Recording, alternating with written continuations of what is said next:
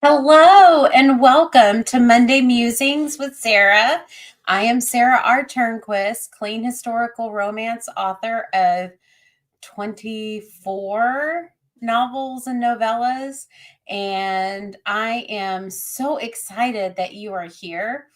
Monday Musings is just an opportunity for me to pontificate on the importance of a lot of different things that are in our lives. And here recently, we've had my producer, Cindy Smith, come on and join me and share some of her wisdom and life experience as well. But today, I wanted to think about the seasons changing. We're seeing it in our world right now, as the temperatures are drastically changing in Middle Tennessee. Like this morning, it was 29 degrees and it's going to be 60 degrees by this afternoon.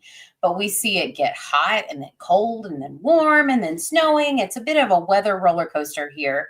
Those of you that are in Middle Tennessee or in a state like Tennessee with weather like Tennessee know exactly what I'm talking about. But we're starting to see the birds return, and we're starting to notice the world waking up to welcome new growth and new possibilities. And I think that's a good lesson for us too. Seasons changing can be hard, especially if you're coming from a particularly difficult season or even a particularly great season. It can be hard to let that go and open yourself up to the possibilities of the next season. But I want to lean into the fact that God says that He is doing a new thing in Isaiah. He says that. And we need to let Him make rivers in the wilderness and streams in the wasteland. So I want to go ahead and bring Cindy on. There she is. Hi, Cindy. Hello. So we wanted to talk to you particularly about the seasons that change in our own lives.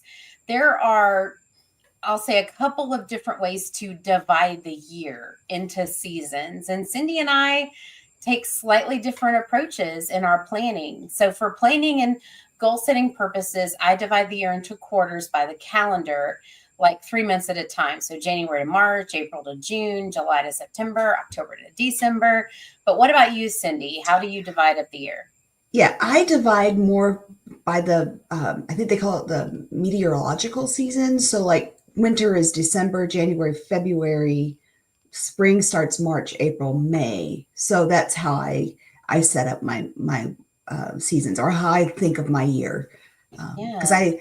I when the weather starts changing, I'm ready to change seasons, even though technically on the calendar it hasn't changed yet. Yes, that's a very good point. So when we find ourselves here in March, for my goal setting, I'm coming to the end of that first quarter of the year.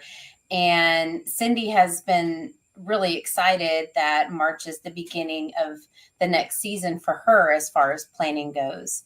So as we look at this division point a little bit differently, we're both in a change point though into the Mhm. spring season. So I'd love it if we could just sit and reflect for a minute. And I encourage you to do the same, wherever you are, at home, at work, or just here beginning your week. Let's think of the last season. So first, I want to ask, what was good about this last season? I'll let you Absolutely. go first, Cindy. Okay. Yeah.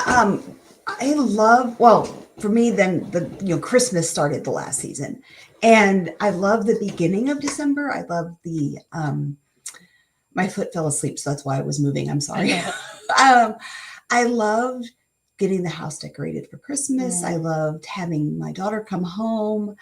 I will say the end of December is really hard for me. But we're talking about what was good. So having Robin come home, having the house decorated for Christmas, moving into January, I traveled a lot in January. You and I started off the year with a planning retreat. Then we went to a wonderful novel marketing conference. And then I went out of town with Sean. Um, February has been good. It's been busy. I've gotten a lot done. So those are, I feel like I had a good season. How about you? mhm. How has your season gone? Well, like you said, there were several trips in January and in February. For me, I was out of town for about 2.5 weeks. And so it's been a great opportunity for me to just pull out of my normal life and to unplug.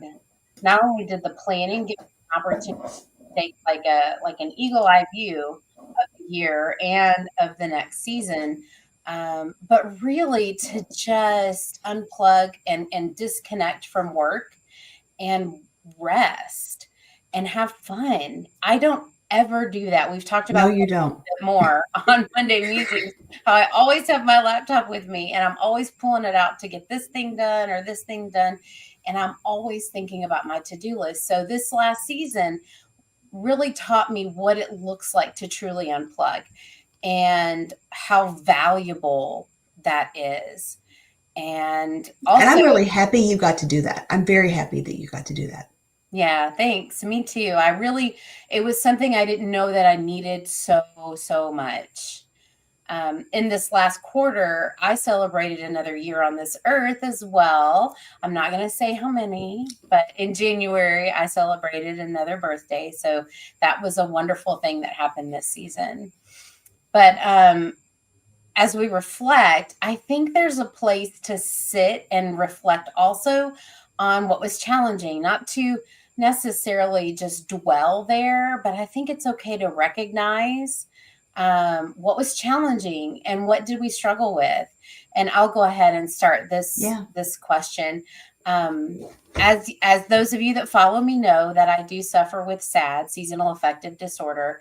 So this past quarter, January through March, has been a very difficult season for me mood wise, especially February, especially these last couple of weeks for whatever reason.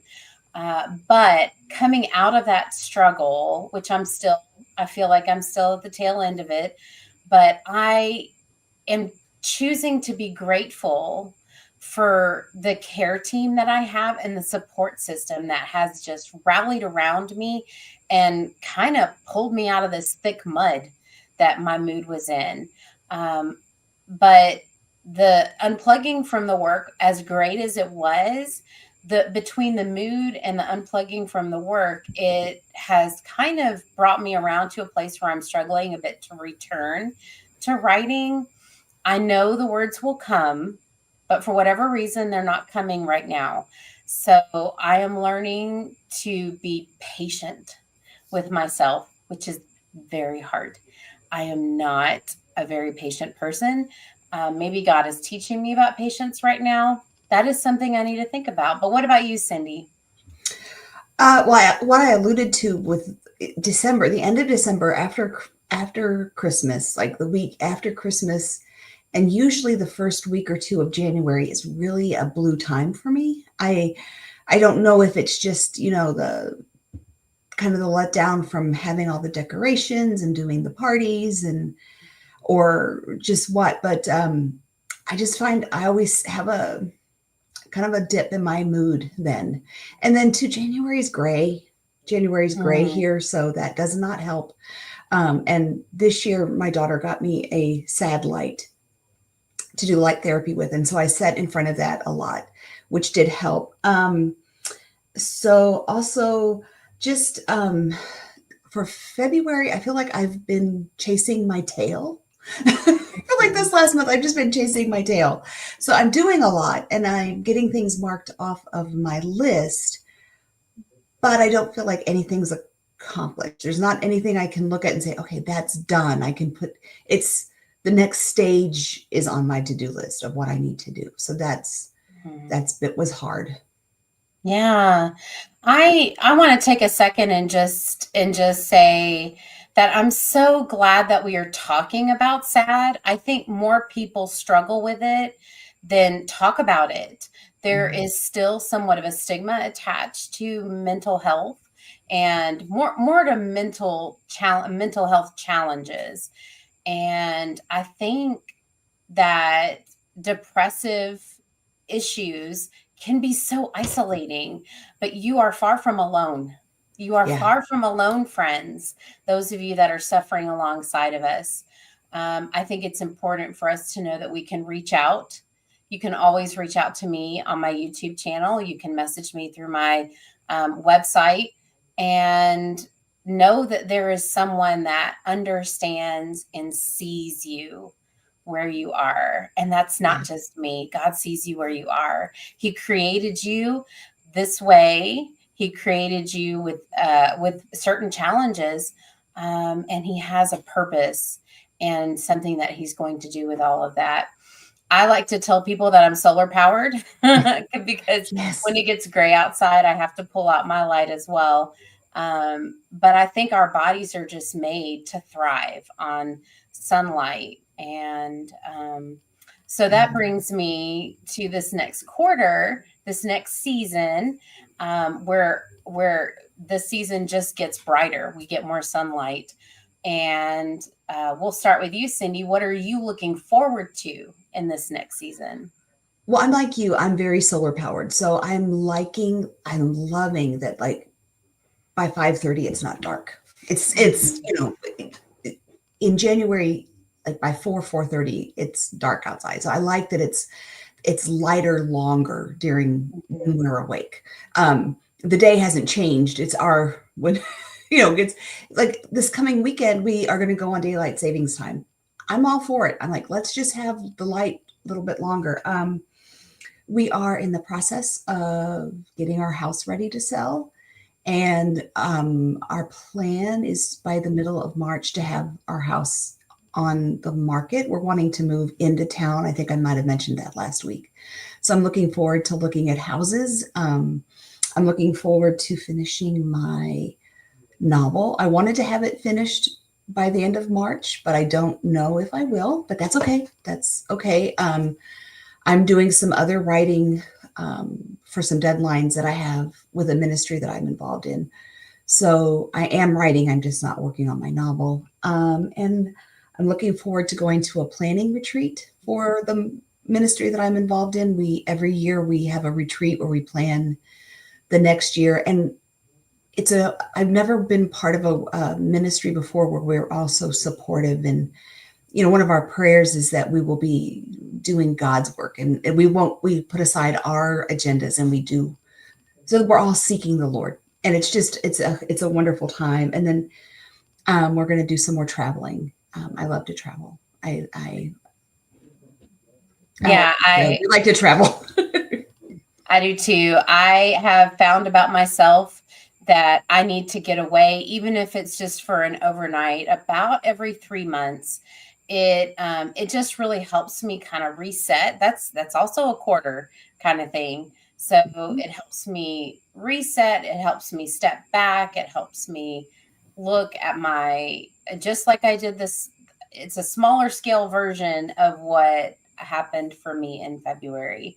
But Mhm. I too am so excited about the warmer weather and more sunlight, with the summer solstice coming, for my mood more than anything again. But my husband and I have had several conversations about some next steps for our family and a couple of significant decisions brewing. So I'm excited to see those things come to fruition in God's timing. And I'm also excited to kind of find my footing with a new balance that, as much as it is intimidating, a balance between work and rest, a balance between being productive and then being able to unplug more and just be. Yeah. There's also some fun things that we celebrate in the spring season. In my family, we have several birthdays coming up in this month. But we also have Easter coming. Are there other things that you like to celebrate in the spring, Cindy? Well, I love Easter. Easter is probably my favorite of the holidays. Probably because there's flowers and birds, and but I love to get out and walk in the spring when things are starting to bloom. So I celebrate the rebirth of creation. I like to think of the seasons too in kind of reflecting my walk with the Lord, or how the Lord is, like in the spring things are in bloom, and I like to think of like, what is God blooming in me, and then in the summer, what is he continuing to grow? And I don't tend to like the fall and winter because it's gray and it's a time where life kind of loses its color. But my prayer this year is, as I'm preparing, I'm looking ahead, really far ahead, but as I'm preparing for fall and winter, like, okay, Lord, what can you teach me about you in Hmm. those times? So I'm looking forward to what God's going to teach me, even in this, something new about spring, something new about rebirth. And I just lost my train of thought. Let me look at my notes. Mm. Yeah, no, I'm also wanting to celebrate my health, and um, I think sometimes, especially for the women who are watching this, we always think that we can't celebrate our health until we get to a certain dress size or a certain number on the scale. But I want to celebrate how God has created me to move, and like how, okay, like, so if I do, um, I like to set impossible goals for myself, and I feel like that's something that the Lord is showing me this year, is that let's kind of dial those goals back. So like I had this goal that I was going to get on the treadmill this year and walk for an hour every day, 6 days a week. And then if the day got crazy, I'm like, well, I can't do an hour, so I just won't do anything. I feel like the Lord is showing me that this next season, if you only have 10 minutes to get on the treadmill for 10 minutes. If you have a longer time, do that. But celebrate that you got on the treadmill. Celebrate that you do Pilates. Just celebrate what I am doing, and not thinking I have to wait until I reach this imaginary finish line. Does that make sense? Absolutely. I think we push ourselves so hard that we don't take the time to congratulate ourselves for what we accomplished in the day. We don't look at the to-dos that we got done. We look at the things that didn't get done. We might have 20 items on our list and we got 15 of them done, but we bemoan the few that we didn't get done instead of celebrating the ones that we did. I don't know if that's not a challenge for most of you, but it is a challenge for me, certainly.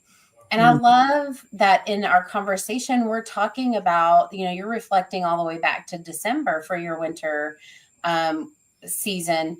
And we're looking at Easter now. And I just love how what you're saying, that the earth kind of echoes. And in Romans, it tells us that the things that we can know about God are displayed in the world around us. And as you're talking, I'm thinking about how in the dark season of December, hope is born in the person of Jesus Christ. And then as Easter comes in the midst of spring, it is a rebirth for us. It is a fulfillment of that hope. It is like a call and response. And so as we're talking about these two celebrations, these two holidays, that just was something that I was thinking about. yeah. Yeah. I did not grow up in a church that celebrated Advent or Lent. And I last year, for the first time, I really celebrated Advent at Christmas. You and I did a book together, which was wonderful. And we start Lent on Wednesday this week. And so I'm wanting to really um, celebrate Lent or practice Lent, because I feel like what the Lord is showing me about is how much He's doing in our lives, and how much um, He wants to set us free from certain things. And this morning, I have to share this. This morning, I was reading in Second Thessalonians, and I loved this passage that says, "May the Lord lead your hearts into full understanding and expression of the love of God and the patience, endurance that comes from Christ." And I'm like, okay, Lord, as I'm preparing for Easter this year, Lord, help me to understand the full expression of your love, which is Christ, what Christ did on the cross, but to go deeper into understanding his love for me, as I am, that I don't have to perform for him. So that's kind of my hope for Lent this year, is that I understand more about his love for me. And I think that that's part of rebirth is like just Mm, deeper taste of his love and not that I mm, have to perform. Because you and I think, are both very performance driven, friend. I think we want, and we want our value to come from what we perform, but, or what we create or what we get done. But mhm. I also want to be known as someone who is loved by a daughter who is loved by God and what that means. Yeah. Yeah, as we're talking and as we're wrapping up here, I think about something that I mentioned earlier about letting go, reflecting but letting go of the last season so that we can move forward in what God is doing in and around and through us. But it also occurs to me, and I know I've shared this before, but for those of you that haven't been following for long or may have missed it, I love the passage that says, "Be still and know that I am God," in Psalm. But the thing that occurs to me the most about it is that the word that's translated as "be still" can also, and maybe some theologians believe more accurately, be translated as "let go." For me, as a person that thrives on busyness, it's hard for me to be still. And not that I shouldn't be still, but the idea of being still is harder for me than the idea of Mm-hmm. letting go of that busyness, letting go of the harriedness of life. And then I can be still in Yeah. that same action of letting go and being still. That those seem to go hand in hand very well for me. So let go and know that He is God. Let go of the Amen. hard things, let go of the challenges, recognize them. You can sit in that place for a minute, but again, God says, "Behold, I'm doing a new thing. Will you not perceive it?" And Amen. so let's move into His grace and move into what He wants to do Amen. through us, Yeah, in absolutely. us, and around us. Yes. Well, thank you, Cindy, again, so much for your wisdom and your insight and your willingness to share your life. I Mm. appreciate you so much. Well, I love Um, you, friend. and oh, love you too. And I appreciate everyone who came and watched, whether you're watching this live or watching this after the fact. This community is so important to me, and this opportunity to just share a little bit more, share a little bit off the cuff. I appreciate that you let me ramble on Mondays. Not that you can do anything to stop me, but why don't you drop in the comments as you're watching and let us know something that you are loving about the past season and something you are challenged by the last season, or something that you're looking forward to in this next season. So, one of those three things, let us know in the comments, and we will see you next time.